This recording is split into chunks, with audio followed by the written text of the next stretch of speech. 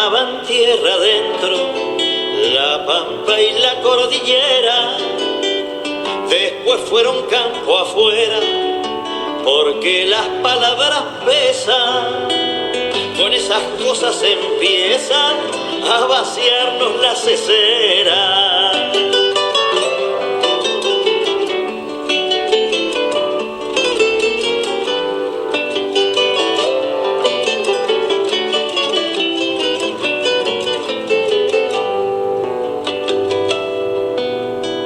Empiezan cuando en la escuela no hablan del común destino, ni explican por cuál camino llegamos a ser despensa, ni enseñan por qué avergüenza a veces ser argentino.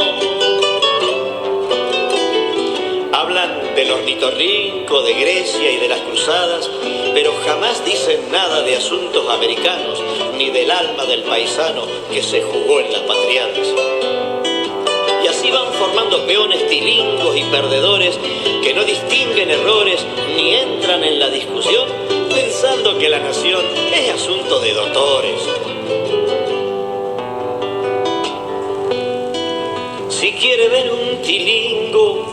A 18 minutos de la hora 11, la cortina musical lo está indicando, está junto a nosotros el politólogo Aurelio Argañarás, a quien le damos la bienvenida. Buenos días, Aurelio, ¿cómo estás? ¿Qué tal? ¿Cómo te va, María Inés? Bien, muy bien. Bueno, ¿te parece, Aurelio? Le contamos a nuestra audiencia, a la audiencia de 102.7 de Radio Tortuga, que el tema de hoy que has elegido para compartir con los oyentes es Patria sí, Colonia no.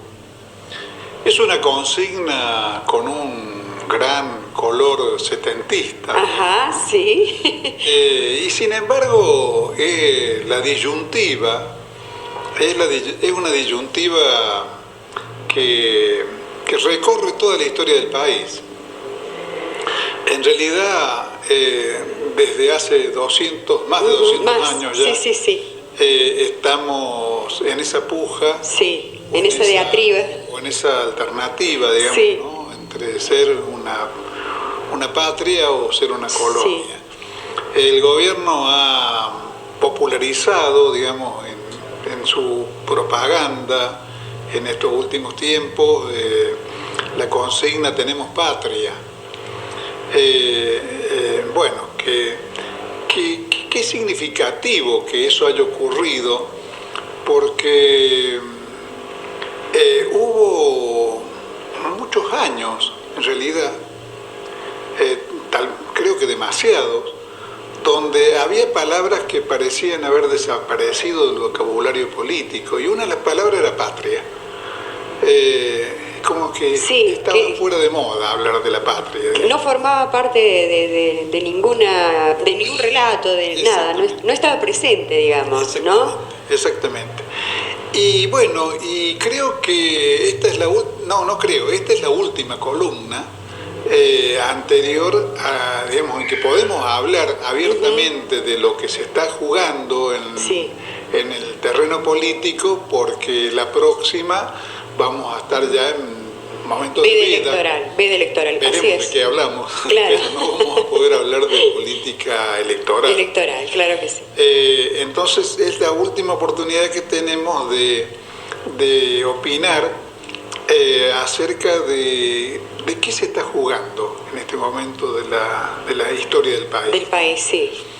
Y yo creo que ya lo he dicho una vez acá, pero me parece que conviene reiterarlo, sí. Porque quizás no exista en la población una conciencia suficiente de que esto está ocurriendo, pero lo que se nos vienen no son años fáciles. En realidad, la Argentina en este momento es una especie de mosca en la leche, para bien, dentro de una situación internacional muy caótica. Muy caótica, es cierto.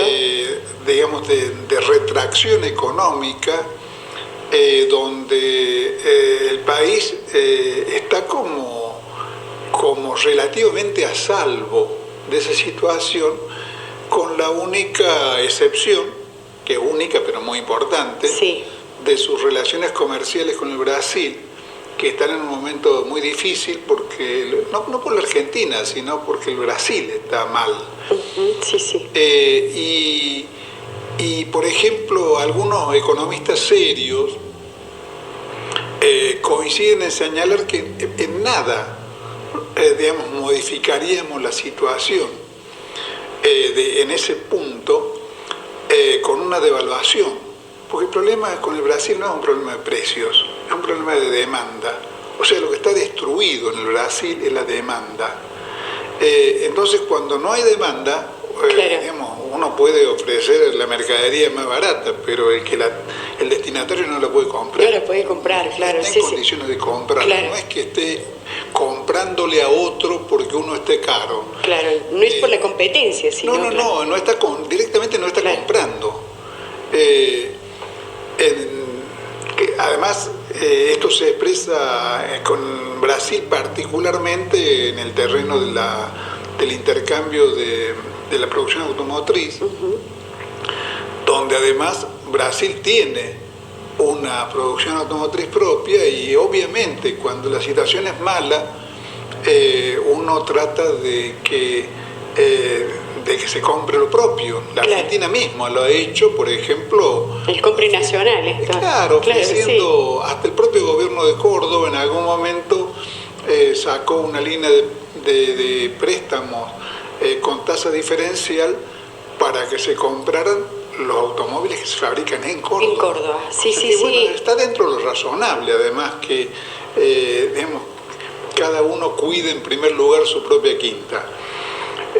Pero bueno, pero ese es simplemente un aspecto. En realidad la situación general por la cual yo estoy sosteniendo esto de que se nos vienen años difíciles, es una situación en la cual pareciera ser que los países centrales, los países imperialistas, los países que dominan la economía global, están bregando para trasladar a la periferia colonial y semicolonial su propia crisis económica.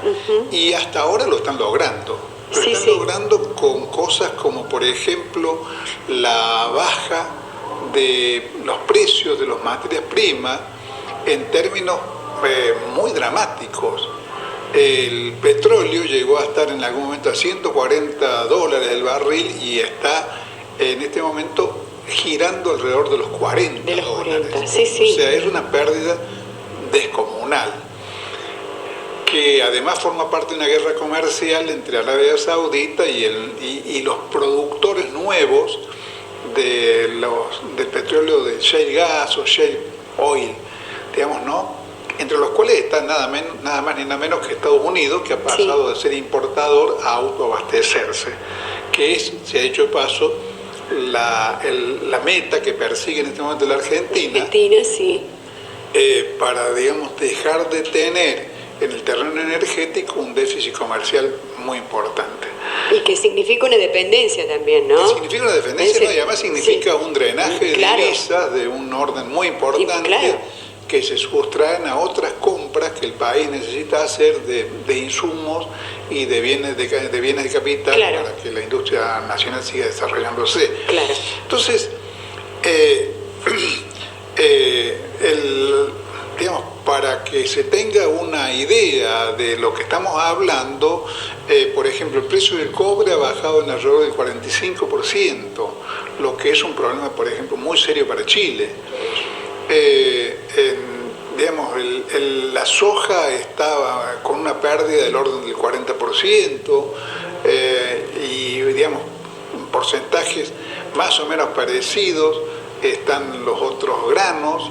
Se está salvando por el momento de esa situación la producción de carnes, la producción de carnes sostiene los precios, pero el cuadro general es un cuadro parecido al que en otras épocas se tenía en cuenta cuando se hablaba de deterioro de los términos de intercambio. Claro. Una palabra que digamos que estuvo presente, no una palabra, sino una fórmula que estuvo presente durante muchos años en en los análisis políticos y económicos que, digamos, fue acuñada por la CEPAL en estudios relacionados con nuestros intercambios con el mundo central. Digamos, cada vez necesitábamos, por ejemplo, para ponerlo en modo de ejemplo, cada vez necesitábamos más quintales de trigo, más quintales de maíz o de soja para comprar los mismos productos que, digamos, que nos vendía el mundo de los países avanzados. El chip electrónico vale cada vez más, claro, y el trigo vale cada vez menos. Bueno, esa era una lógica que dominó durante muchas décadas la economía mundial y que fue después contrastada por el ascenso de China y de la India como grandes consumidores digamos, de alimentos sobre todo, y de petróleo también, y de materias primas en general. China es uno de los grandes importadores de minerales y de petróleo del mundo. Y bueno, ese ciclo, entre otras cosas, ya que nos nombramos a China por ciertas dificultades, digamos, cierto parate que se advierte en la economía de China, es como que se ha modificado. Y entonces lo que se viene es complicado. Y de complicado pero manejable, como ha resultado ser en el caso argentino, gracias a las políticas practicadas por el gobierno de Cristina Kirchner, derivaría a catastrófico, ya no a complicado, ya no a viento en contra, sino a catastrófico si además el país abandonara, con un gobierno de Macri, por ejemplo, con un gobierno de Massa, su política de protección de la producción nacional y se colocara a expensas de los dictados de los centros financieros y económicos del mundo, destruyendo sus recursos defensivos. Si, digamos, para decirlo con una frase, si a la dirección del gobierno argentino se le ocurriera volver a lo que se llamó las relaciones carnales, digamos, con Estados Unidos, ¿no? Claro. Esa película ya la vimos. Esa película ya la vimos, pero no está descartado, en el caso de que votemos como bobos, no está descartado que la pudiéramos volver a vivir. Claro. Yo recordaba en estos días, pensando en este tema que estamos hablando, que Hegel sostenía que un esclavo merece ser esclavo si no está dispuesto a dar la vida para ganar la libertad. Y esa consigna significa dos cosas, porque, digamos, dar la vida a lo bobo tampoco tiene mucho sentido. Significa claridad y firmeza de voluntad, una combinación de claridad y de firmeza de voluntad, de claridad y convicción y firmeza de voluntad en creer que, digamos, que la libertad o la lucha por la libertad merece arriesgar la vida con el riesgo de perderla. Y que si alguien no está dispuesto a jugar ese riesgo, y bueno, tiene que resignarse a ser esclavo. Y de alguna manera nosotros tenemos que avivarnos, como solía decir Jauretche, avivarnos, entender, por ejemplo, que estamos en una época histórica diferente, donde realmente de un alineamiento internacional de la Argentina, donde privilegiemos las relaciones con los Estados Unidos y con Europa, lo único que tenemos que esperar es pérdidas. No tenemos nada que ganar. Inclusive eso lo han estado diciendo algunos economistas con fundamentos sólidos respecto de la última novedad de las relaciones internacionales, que es la firma de lo que se llama el Pacto del Pacífico entre Estados Unidos, Japón y una cantidad, no recuerdo exactamente el número, de países de la zona del Pacífico, entre ellos Chile, Perú, Colombia, creo que están incluidos, de América Latina, los analistas coinciden en señalar que el único que va a ganar en esas situaciones es Estados Unidos, cuyo propósito, por otra parte, es cercar a China. Ahora, si no vemos digamos, que hay una realidad en la cual están pugnando los que pretenden sostener un mundo unipolar con Estados Unidos en la cúspide, presidiendo un bloque, digamos, de Estados Unidos, Europa, Japón, pero cuyo predominio está en este momento amenazado y contradicho por otro bloque, digamos, con China, con la India, con Rusia, digamos, forma parte de ese bloque Brasil y el conjunto de los emergentes. Si no vemos eso y no vemos las oportunidades de llevar a cabo un alineamiento internacional que concuerde con los intereses nacionales, no que se entregue de rodillas a nadie, porque la política internacional exige no ser ingenuos, digamos, y no ser confiados. La política internacional es una política donde lo que se juega no son ideales abstractos, sino intereses. Entonces, el país tiene que alinearse poniendo en el centro de sus motivaciones los intereses nacionales, los intereses del pueblo argentino, digamos, y las necesidades que tenemos, que pasan sobre todo en la creación de una economía suficientemente diversificada e integrada como para que podamos tener trabajo todos.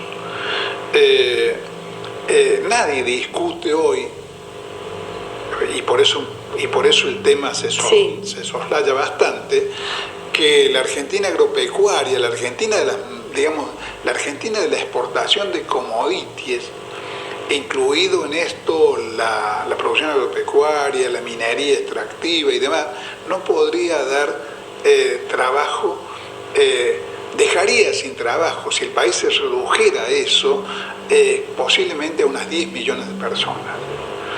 Entonces, si lo que se está jugando, digamos, y esto implica tomar partido, pero no implica digamos, idealizar a nadie, implica ubicarse con independencia de criterio frente a las opciones que vamos a vivir, que nos presente el próximo 25 de octubre, y decir, bueno, acá no está en juego, como parece creer una parte de la clase media, el destino de los que reciben la asignación universal por hijo o algunos otros beneficiarios de la política social. No está en juego el destino de ellos, está en juego el destino de la producción, del comercio, de la vida económica del país, de la no vuelta, que mucha gente ha olvidado que eso es posible, de la no vuelta a las condiciones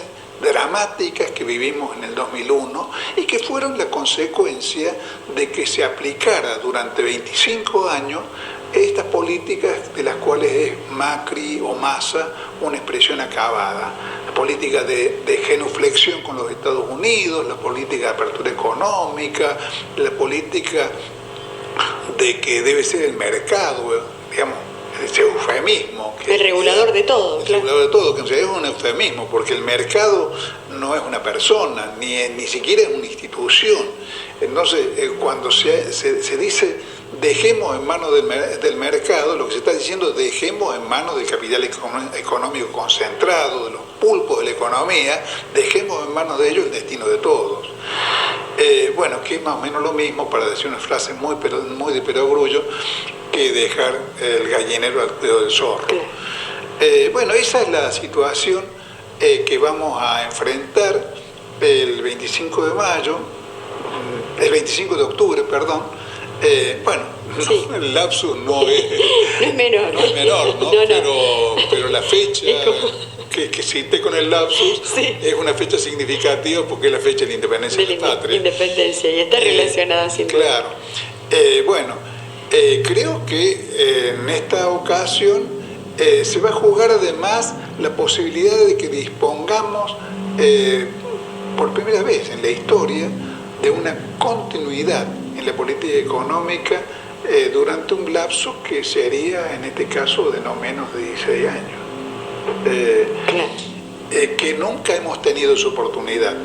Nunca hemos tenido la oportunidad porque la mejor experiencia desde el punto de vista de la construcción de un país soberano y políticamente independiente que tuvo la Argentina, que son los gobiernos del periodo 45-55, fue interrumpida a los 10 años con resultados catastróficos.